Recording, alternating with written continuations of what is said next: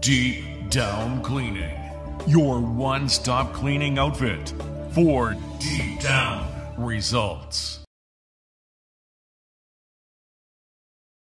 Congratulations, Andrew. You've been named to the roster, the acadie-bahturst roster for the coming season. Tell me a little bit about the news, how you found out, and how excited you are.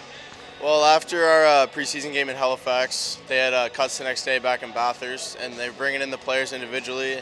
And when I went in, they just said that they were going to take me for the season because they were very happy with the way I played. So it was a pretty exciting time. Undrafted, but invited, a free agent. What were your expectations going in? And obviously, there was a group of goaltenders in camp. And how did you perform at camp?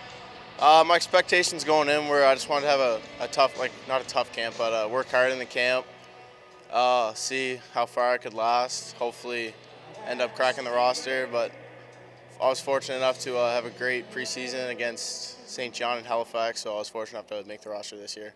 Yeah, how about your confidence level going in again? This is pretty important to you, and yet I have to wonder how your confidence may have grown through camp.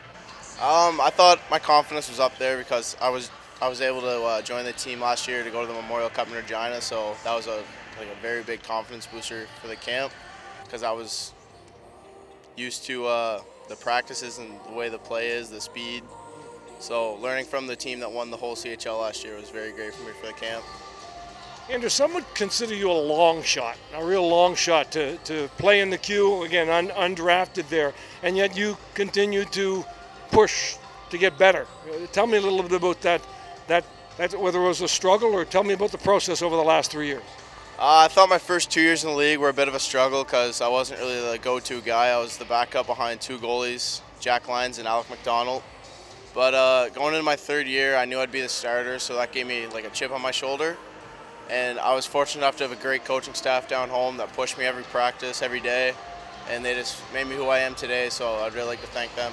It was such a pleasure to see that because, you know, I think those who've watched the Midget League over the past 3 years and seen the growth of Andrew, I think Andrew came in as a 15-year-old and went through the same adjustment that a lot do. I mean, he realizes that it's a whole different game than Bantam, and he took some time to get his preparation down and the focus. I think that happens to, with all goaltenders, but over time, through good coaching, his goaltending coaches that he's had and the instruction that the extra work that he's put in, and just, being a leader in our room, I think his maturity really took off, and his professionalism and his preparation, became his strong points. And, it was unbelievable to see what happened to him. And last year he was our backbone in a year that we, struggled to create offense.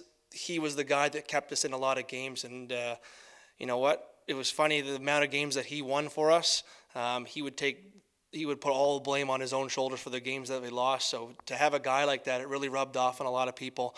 And I can't say enough about the kid. I mean, if there's ever a kid that you wanted something like this to happen to, it's Andrew MacLeod. He's second to none in my opinion. He was a pleasure to coach, and it was a real honor for him to be part of the Weeks organization for 3 years.